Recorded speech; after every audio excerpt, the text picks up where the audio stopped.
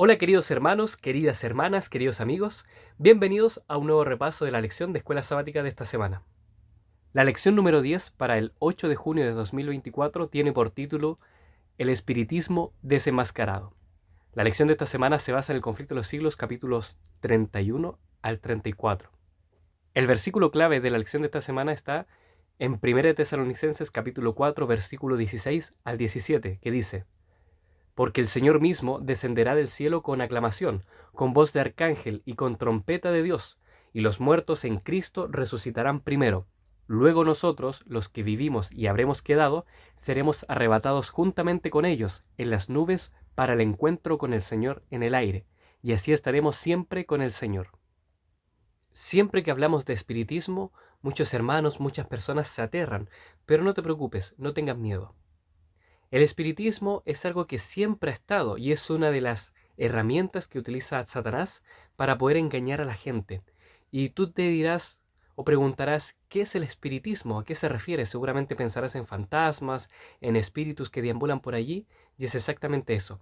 Una gran mentira que se ha acuñado hoy en día es acerca de la enseñanza del alma inmortal, o que cuando uno muere, el alma sale del cuerpo y anda rondando por allí, penando, hablándole a los seres queridos o viviendo como un fantasma.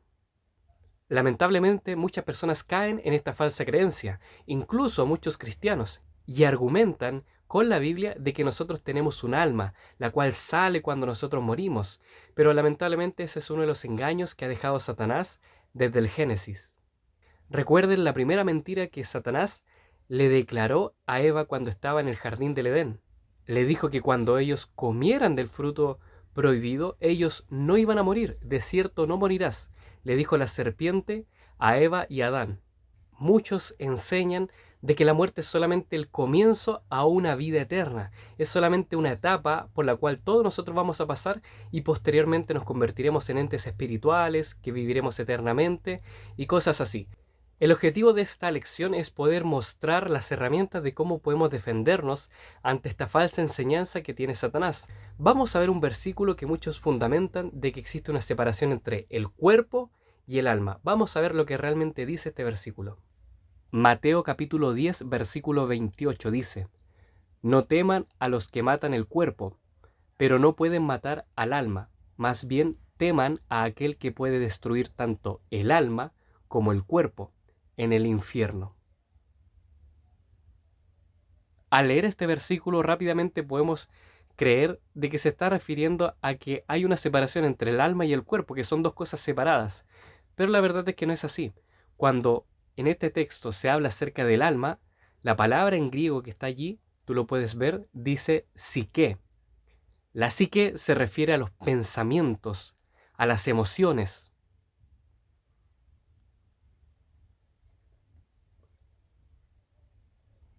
Al sentir que nos construye como seres humanos.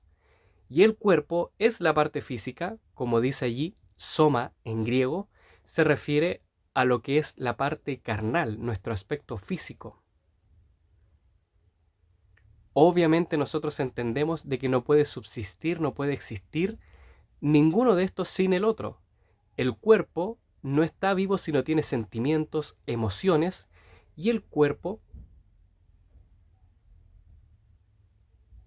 y la psique, las emociones, los pensamientos no son nada si no tienen un cuerpo. Además, en este versículo se menciona al infierno. La palabra que realmente aparece en el Nuevo Testamento como infierno muchas veces es la palabra Gehenna. Gehenna era un lugar en el cual iban los desperdicios, los desechos de la ciudad, y que lamentablemente hoy día se comprende y se tergiversa su significado como el infierno, un lugar de tormento eterno donde serán quemados por siempre y por la eternidad todas aquellas personas pecadoras junto con Satanás en el fin del tiempo. Pero nosotros sabemos que eso no es así y ese es un tema para otro estudio.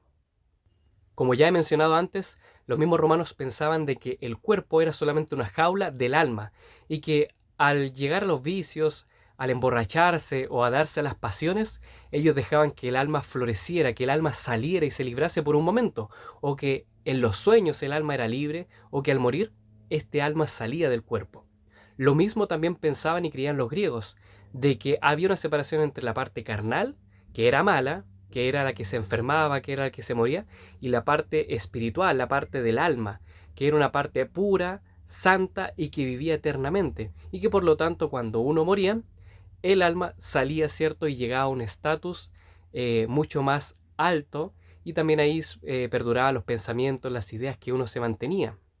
Ahora, vamos a ver qué es lo que dice la Biblia acerca de esto. ¿Es posible hablar con personas muertas? Después de que uno muere, ¿sigue vivo? ¿Siguen estando los pensamientos, las emociones? ¿O es que uno llega a un plano astral y vive pero de otra manera, sin un cuerpo? ¿Dice eso la Biblia? Vamos a verlo. Eclesiastés capítulo 9 versículo 5 dice, porque los que viven saben que han de morir, pero los muertos no saben nada, no tienen más recompensa, pues la memoria de ellos es puesta en el olvido. Job capítulo 7 versículos 7 al 9 dicen, acuérdate, oh Dios, de que mi vida es un soplo, mis ojos no volverán a ver el bien, el ojo del que me ve no me verá más, tu ojo se fijará en mí, y yo ya no estaré. Como la nube se deshace y se desvanece, así es el que desciende al Seol, a la tumba. No volverá a subir. Isaías capítulo 8, versículo 19 al 20 dice, y cuando les digan, consulten a los que evocan a los muertos, y a los adivinos que susurran y murmuran al hablar, respondan, ¿acaso no consultará un pueblo a su Dios? ¿Consultará a los muertos a favor de los vivos? A la ley y al testimonio. Si ellos no hablan de acuerdo con esta palabra, es que no les ha amanecido. Estos versículos nos enseñan claramente la verdad. El libro de Eclesiastés nos dice de que los vivos saben que están vivos, tienen recuerdos, tienen memorias, pero cuando uno muere, ya los muertos no saben nada, no pueden conocer el futuro, no pueden presagiar ni profetizar cosas que ocurrirán en el futuro, no tienen memoria y como dice allí, sus pensamientos, sus emociones son colocadas en el olvido.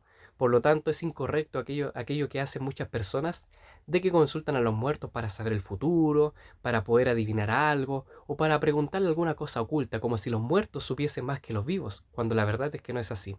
Los muertos no saben nada. Job también nos menciona esto. Dice de que en un momento a él se le puede ver, pero cuando ya no estará, no se le va a ver nunca más. De que cuando él descienda al Seol, que era como se le llamaba a la tumba, al cementerio en hebreo, cuando él descienda al Seol, ya no existirá, ya no estará más. Sus pensamientos, su vida va a ser como la nube, que se desvanece y no vuelve. Él mismo menciona que nuestra vida hoy día es frágil, es como un soplo. E Isaías también menciona, ¿por qué evocar, por qué llamar, consultar a los muertos por los vivos? ¿Acaso no tenemos un Dios con quien podemos hablar, con quien podemos consultarle, pedirle consejos? En vez de estarle hablando, preguntando, consultando a los muertos, mejor deberíamos recurrir a Dios, que Él sí nos escucha, que Él sí está vivo, que Él sí nos puede ver y que Él también sí nos puede responder. Ahora, vamos a ver otros versículos que nos hablan acerca de qué es lo que pasa cuando una persona muere. ¿Qué dice la Biblia acerca del estado de los muertos? Salmos capítulo 6, versículo 9 dice, porque en la muerte no hay memoria de ti. ¿Quién te alabará en el Seol, en la tumba? Salmos capítulo 115, versículo 17 dice, no alaban al Señor los muertos, ni cuantos descienden al silencio. Primera de Reyes capítulo 2, versículo 10 dice, entonces David reposó con sus padres y fue sepultado en la ciudad de David. Primera de Reyes capítulo 11 versículo 43 dice, Salomón reposó con sus padres y fue sepultado en la ciudad de David, su padre, y su hijo Roboam reinó en su lugar. Primera de Reyes capítulo 14 versículo 20 dice, el tiempo que reinó Jeroboam fue de 22 años y reposó con sus padres, y su hijo Nadab reinó en su lugar. En estos versículos nosotros podemos ver cómo la Biblia describe qué es lo que pasa cuando una persona muere. Se da el ejemplo, por ejemplo, de la familia de David. David murió y dice que él descansó y fue sepultado donde estaba también sepultado su padre. Asimismo, Salomón falleció y por lo tanto estaba descansando y fue sepultado junto a su padre David. Lo mismo Jeroboam. Dice la Biblia que él reposó, él descansó y llegó, ¿cierto?, a estar donde estaban también sus padres. El libro de Salmos nos va mencionando de que los muertos no pueden alabar a Dios, de que ya no tienen memorias, es decir, no se puede hacer nada desde la tumba. Vamos a ver otros textos también. Daniel capítulo 12, versículo 2 dice, y muchos de los que duermen en el polvo de la tierra serán despertados, unos para vida eterna y otros para vergüenza y eterno horror.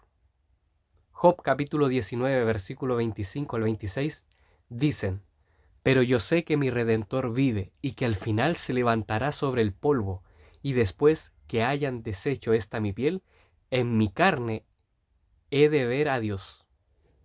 La Biblia nos dice de que hay algo también después de la muerte. Por supuesto, uno al morir está descansando, está en un estado de reposo, no puede hablar, no puede comunicarse con los vivos, no tiene memoria, no tiene recuerdos, no sabe nada, pero dice la Biblia de que después de la muerte hay un tiempo en el cual van a ser despertados todos aquellos que están durmiendo, todos aquellos que están descansando, que están en la tumba, unos para recibir la vida eterna y otros para confusión y horror eterno. Incluso Job declaró que sabía que su Redentor vivía, que su Redentor, su Señor, estaba vivo, y que quizás si él no lo veía en esta vida, lo iba a poder ver después, cuando resucitase, que con sus propios huesos, con su propia carne, con sus propios ojos, iba a poder ver a su Señor, a su Dios. Es decir, la muerte es algo que lamentablemente acaba con todas nuestras memorias, con nuestros pensamientos, con lo que nosotros somos. Pero Dios tiene mucho más poder sobre la muerte, porque sabemos que no fuimos creados para morir. Por lo tanto, Dios quiere devolvernos la vida, incluso también a aquellas personas que hoy día están durmiendo, que descansan, que están en la tumba, pueden tener la oportunidad de poder ser resucitados y podemos reencontrarnos con aquellas personas que hemos dejado en la tumba, en el cementerio. Vamos a ver qué es lo que dice el Nuevo Testamento acerca de la muerte. Juan capítulo 11, versículo 11 al 14 y versículos 21 al 25 dicen, habiendo dicho estas cosas, después se les dijo, nuestro amigo Lázaro duerme, pero yo voy a despertarlo. Entonces dijeron sus discípulos, Señor, si duerme, se sanará. Sin embargo, Jesús había dicho esto de la muerte de Lázaro, pero ellos pensaron que hablaba del reposo del sueño. Así que luego Jesús les dijo claramente, Lázaro ha muerto. Marta le dijo a Jesús, Señor, si hubieras estado aquí, mi hermano no habría muerto, pero ahora también sé que todo lo que pidas a Dios, Dios te lo dará. Jesús le dijo, tu hermano resucitará. Marta le dijo, yo sé que resucitará en la resurrección en el día final. Jesús le dijo, yo soy la resurrección y la vida. El que cree en mí, aunque muera, vivirá. Nosotros conocemos la historia de la resurrección de Lázaro, que es uno de los más grandes milagros que Jesús hizo en la tierra. Por supuesto, Jesús hizo miles de milagros, pero hay uno en particular que es tremendo, porque él pudo traer a la vida a una persona que ya había muerto. Estamos hablando de su amigo Lázaro. Él al principio, al conocer la noticia de que su amigo estaba muy enfermo y que iba a morir, se le llamó para que él pudiese ir y lo sanara. Y cuando estaba yendo de camino, Jesús ya sabía que Lázaro estaba muerto, que ya había muerto mientras ellos estaban yendo a camino para allá. Entonces Jesús le dice a sus discípulos que Lázaro estaba durmiendo. Ellos pensaron de que Jesús estaba hablando de que él estaba descansando, que él estaba en el sueño. Pero la verdad Jesús se estaba refiriendo a la muerte de Lázaro como un sueño. Fíjense, nuestro Señor Jesús habla de que la muerte es como un sueño. Y así como en un sueño uno no sabe lo que está pasando, uno no puede escuchar, no puede hablar, no puede sentir lo que ocurre alrededor. Asimismo uno está cuando está muerto, cuando está descansando. Pero asimismo como uno cuando duerme, cuando está soñando, puede ser despertado, así también podemos nosotros ser despertados de la muerte. Por eso Jesús y la Biblia hablan de que la muerte es como un sueño. Para Dios la muerte es un sueño porque Él nos puede despertar de la muerte. Él tiene poder sobre la muerte, Él emana vida y Él puede regresar a la vida, incluso aquellas personas que están durmiendo, que están muertas, que están descansando en la tumba. Y así lo hizo Jesús con Lázaro. Nosotros conocemos la historia. Cuando Jesús llegó, su hermana Marta le había dicho, si tú hubieras estado acá no hubiera ocurrido esto. Pero Jesús le dice, tranquila, tu hermano va a resucitar. Ella dice, yo sé que mi hermano va a resucitar en el día de la redención, cuando ocurra la resurrección final. Y Jesús le dice, yo soy la resurrección y la vida. Todo aquel que cree en mí, aunque muera, volverá a vivir. Y es allí donde Jesús llama a su amigo Lázaro y lo hace salir de la tumba, y aquella persona que habían sepultado, aquellas personas que habían llorado la muerte de Lázaro, pudieron ver a aquel ser querido que habían dejado en la tumba, lo pudieron ver volver nuevamente sin esa enfermedad que lo acongojaba, sano, salvo y nuevamente vuelto en sí en vida. Es increíble porque este mismo milagro que Jesús lo realizó con Lázaro, también lo realizó con sí mismo. Cuando él fue crucificado un viernes y murió y fue llevado a la tumba, al tercer día él resucitó y él volvió a la vida. Él está vivo, él no está muerto. Y así también puede traer a la vida a muchas personas y lo hará cuando regrese por segunda vez. Segunda de Timoteo capítulo 1 versículo 10 dice: y ahora ha sido manifestada por la aparición de nuestro Salvador Cristo Jesús. Él anuló la muerte y sacó a la luz la vida y la inmortalidad por medio del Evangelio. Primera de Corintios capítulo 15 versículos 51 al 54 dicen: he aquí les digo un misterio, no todos dormiremos, pero todos seremos transformados en un instante, en un abrir y cerrar de ojos, a la trompeta final, porque sonará la trompeta y los muertos serán resucitados sin corrupción, y nosotros seremos transformados, porque es necesario que esto corruptible sea vestido de incorrupción, y que esto mortal sea vestido de inmortalidad. Y cuando esto corruptible se vista de incorrupción, y esto mortal se vista de inmortalidad, entonces se cumplirá la palabra que está escrita: sórbida es la muerte en victoria. Primera de Tesalonicenses capítulo 4 versículo 15 al 17 dice: pues les decimos esto por palabra del Señor, nosotros que vivimos, que habremos quedado hasta la venida del Señor, de ninguna manera precederemos a los que ya durmieron, porque el Señor mismo descenderá del cielo con aclamación, con voz de arcángel y con trompeta de Dios, y los muertos en Cristo resucitarán primero. Luego nosotros, los que vivimos y habremos quedado, seremos arrebatados juntamente con ellos en las nubes, para el encuentro con el Señor en el aire, y así estaremos para siempre con el Señor.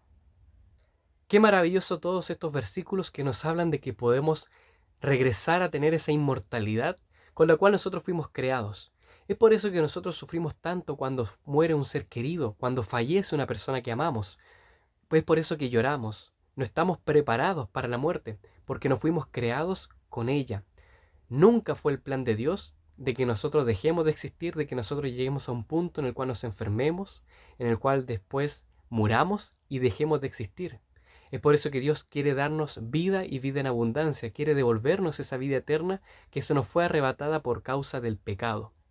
Por lo tanto, la Biblia nos habla y nos dice de que cuando venga el Señor Jesús por segunda vez, aquellas personas que murieron creyendo en Él serán resucitadas. Incluso los que estemos vivos y las personas que hayan resucitado, sus cuerpos serán transformados. Ya no tendremos arrugas, ya no tendremos imperfecciones, nos despediremos de las canas, de las enfermedades, de los problemas de visión, de los problemas de huesos. Todas aquellas cosas quedarán en el pasado, porque tendremos vida y vida en abundancia, vida de verdad como siempre quiso el Señor. Todas aquellas cosas con las cuales nosotros hoy día lidiamos, problemas de la vista, enfermedades, cansancio, fatiga, cáncer, todas estas cosas serán cosas del pasado, porque podremos vivir junto a nuestro Señor para siempre, viviendo de buena manera y como siempre debió ser. Pero por supuesto también Satanás quiere engañar a la gente. Veamos cuáles serán los engaños que él hará en el tiempo final para tratar de incluso hacer caer a aquellas personas que creen en Dios. Mateo capítulo 24 versículo 15 y versículos 11 al 24 dicen: porque muchos vendrán en mi nombre diciendo: yo soy el Cristo, y engañarán a muchos. Muchos falsos profetas se levantarán y engañarán a muchos, y por haberse multiplicado la maldad se enfriará el amor de muchos. Pero el que persevere hasta el fin, éste será salvo. Y este evangelio del reino será predicado en todo el mundo para testimonio a todas las naciones, y luego vendrá el fin. Por tanto, cuando vean establecida en el lugar santo la abominación desoladora, de la cual habló el profeta Daniel, el que lea entienda, entonces los que estén en Judea huyan a los montes, el que esté en la azotea no descienda para sacar algo a su casa, y el que esté en el campo no vuelva atrás para tomar su manto. Ay de las mujeres que estén embarazadas y de las que críen en aquellos días. Oren pues que su ida no sea en invierno ni en sábado, porque entonces habrá gran tribulación como no ha habido desde el principio del mundo hasta ahora, ni habrá jamás. Si aquellos días no fueran acortados, no se salvaría nadie, pero por causa de los escogidos aquellos días serán acortados. Entonces, si alguien les dice, miren, aquí está el Cristo, o está acá, no le crean, porque se levantarán falsos cristos y falsos profetas, y harán grandes señales y maravillas de tal manera que engañarán, de ser posible, aún a los escogidos. Segunda de Tesalonicenses capítulo 2 versículos 7 al 9 dice, porque ya está obrando el ministerio de la iniquidad, solamente espera hasta que sea quitado de en medio de él, que ahora lo detiene, y entonces será manifestado aquel inicuo, a quien el Señor Jesús matará con el soplo de su boca, y destruirá con el resplandor de su venida. El advenimiento del inicuo es por operación de Satanás, con todo poder, señales y prodigios falsos. Apocalipsis capítulo 13, versículo 13 al 14 y Apocalipsis capítulo 16, versículo 13 al 14 dicen, y hace grandes señales, de tal manera que aún hace descender fuego del cielo a la tierra delante de los hombres, y engañará a los habitantes de la tierra a causa de las señales que se le concedió hacer en presencia de la bestia, mandándoles a los habitantes de la tierra hacer una imagen en honor de la bestia que tiene una herida de espada y que revivió. Vi salir de la boca del dragón y de la boca de la bestia y de la boca del falso profeta 3 espíritus inmundos semejantes a ranas, pues son espíritus de demonios que hacen señales, los cuales salen a los reyes de todo el mundo, habitado para congregarlos para la gran batalla del día del Dios Todopoderoso.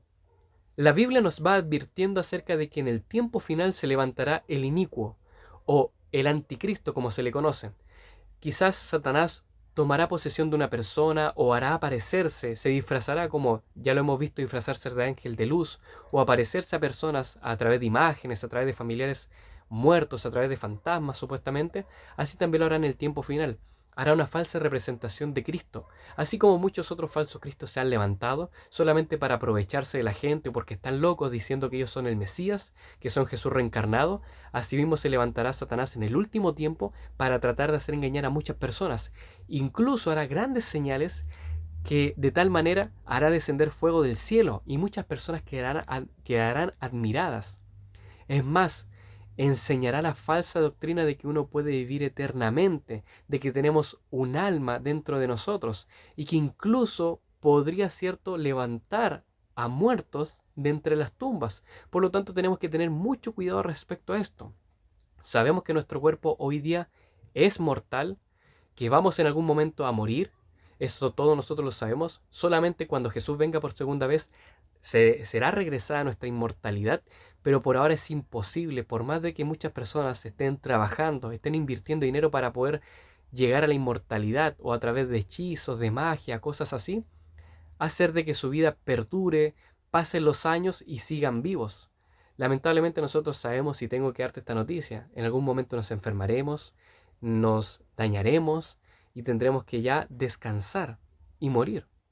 Pero cuando Jesús venga, se nos podrá dar una vitalidad nueva, viviremos eternamente junto con Él, pero hasta entonces Satanás hará todo lo posible para que las personas se preocupen de alargar sus vidas, de hacer que puedan vivir más tiempo, de comprar tiempo o alcanzar la eternidad de otra manera. Por lo tanto, tenemos que tener mucho cuidado y precaución respecto a esto. Incluso la Biblia nos habla ahí en Mateo capítulo 24 de una persecución, así como le ocurrió al pueblo de Israel en el año 70 cuando fue sitiada y rodeada por ejércitos romanos la ciudad de Jerusalén. Así también serán sitiadas y también serán perseguidos los cristianos en el último tiempo. Por lo tanto, tenemos que estar apercibidos, tenemos que estar orando, preocupándonos también de esos tiempos que se nos vienen difíciles a nosotros. Entonces, ¿cómo identificar a los engaños de Satanás y cómo evitar caer en estas trampas? Veamos qué es lo que dice la Biblia. Mateo capítulo 24, versículo 23 al 27 dice, entonces si alguno les dice, miren, aquí está el Cristo, o está acá, no le crean, porque se levantarán falsos cristos y falsos profetas y harán grandes señales y maravillas, de tal manera que engañarán, de ser posible, aún a los escogidos. Miren, se los he dicho de antemano.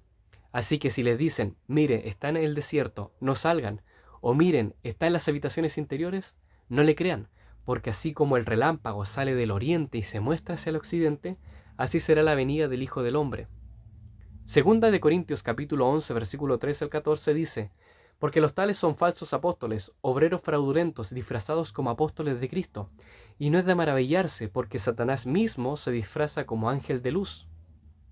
Segunda de Tesalonicenses capítulo 2, versículo 9 al 12 dice: el advenimiento del inicuo, del anticristo, es por operación de Satanás, con todo poder, señales y prodigios falsos, con todo engaño de injusticia entre los que perecen, por cuanto no percibieron el amor de la verdad para ser salvos. Por esto, Dios les enviará una fuerza de engaño para que crean la mentira, a fin de que sean condenados todos los que no creyeron a la verdad, sino que se complacieron en la injusticia. La Biblia nos va advirtiendo acerca de un falso advenimiento. Sabemos de que antes de que Jesús venga, va a aparecer el anticristo y va a haber un falso advenimiento de Satanás haciéndose pasar por Jesús. Por lo tanto, muchos dirán que Jesús ya vino, que está en las noticias, que está en algún lugar y que se van a reunir con él.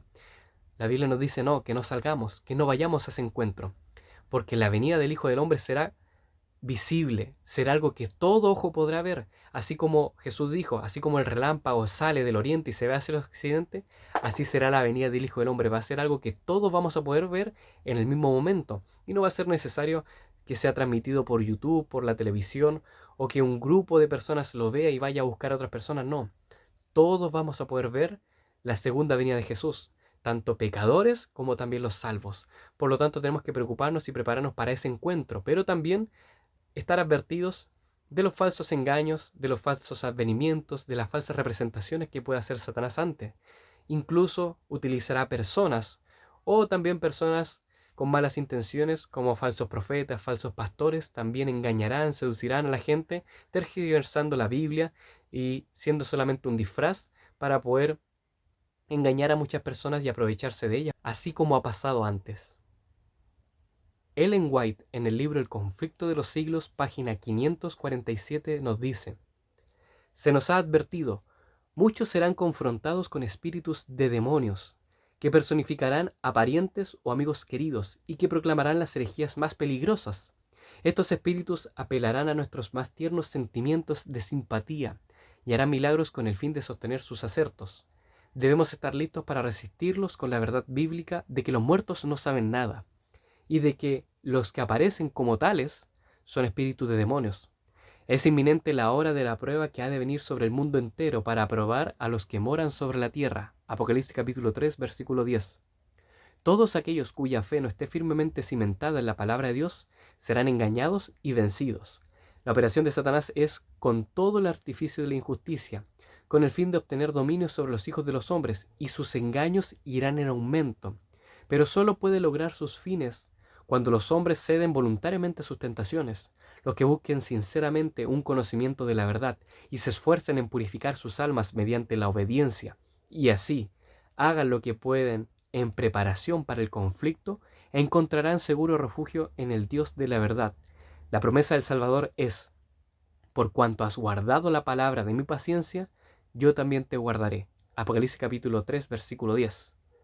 Él enviará instantáneamente a todos los ángeles del cielo para proteger a su pueblo antes que permitir que una sola alma que confíe en él sea vencida por Satanás. La Biblia nos advierte, debemos estudiar, debemos ser diligentes, debemos prepararnos ante todas estas artimañas. Así como Jesús en el desierto, a pesar de que estaba cansado, a pesar de que estaba fatigado, se defendió de las tentaciones de Satanás, siempre con un escrito está. Así nosotros también tenemos que memorizar, aprender las verdades bíblicas y defendernos siempre con un escrito está cuando se presente la mentira, el engaño de Satanás. Así que ya lo sabes, si es que algún pariente se te aparece en sueños, o si es que ves un fantasma, por más familiar que parezca, o porque incluso te diga cosas que solamente ustedes o un familiar podía saber, no le creas, no le escuches.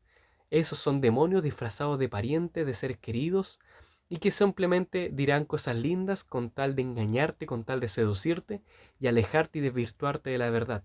Recuerda que si Satanás tuvo la osadez de entrar al mismo jardín del Edén, de disfrazarse de un animal hermoso y engañar, hablarle a Adán y a Eva, con tal de que ellos comieran del fruto y fueran condenados y así pecaran y desobedecieran a Dios, ¿cómo no lo va a hacer hoy día con nosotros? cómo no va a utilizar diferentes herramientas, cómo no va a tener la osadez, la sinvergüenzura de poder disfrazarse incluso de seres queridos, personas que nosotros amamos, para dictarnos las más grandes y sutiles mentiras y engaños. Y recuerda, nosotros no tenemos un alma, nosotros somos un alma. Muchas veces la Biblia mal traduce la palabra nefesh. La palabra nefesh es una palabra en hebreo que significa ser respirante, persona que respira, ser vivo. Todos aquellos que tienen el ruach, el aliento de vida de Dios, son nefesh. Y la Biblia traduce esta palabra como alma, cuando en realidad debería ser traducida como ser vivo o persona que respira. Así que cada vez que tú leas un versículo que dice alma, puedes cambiar la palabra por ser vivo o persona y vas a darte cuenta del sentido real de la palabra, del versículo, y vas a entender el versículo mucho mejor. Por lo tanto, querido hermano, querida hermana, mi deseo es que puedas seguir estudiando, ser diligente en la oración, en el estudio de la palabra, para que así puedas protegerte, estar vestido con la armadura de Dios y protegerte ante los dardos que el enemigo nos lanza todos los días y así ser protegidos con la verdad y con el escudo de la fe. Esperando que este resumen te haya aclarado algunas cosas o que hayas podido estudiar junto conmigo, me despido deseando que Dios bendiga grandemente tu vida e invitándote a compartir este video, comparte esta enseñanza con otras personas, déjame en los comentarios también qué es lo que opinas acerca de esta lección o si tienes alguna pregunta, alguna duda, y también te invito para que tú también estudies tu Biblia, estudies tu lección en casa y que también puedas suscribirte, darle me gusta a este video, ver mi canal y así seguir estudiando la palabra de Dios y ver otros videos que también tenemos para ti. Que Dios te bendiga.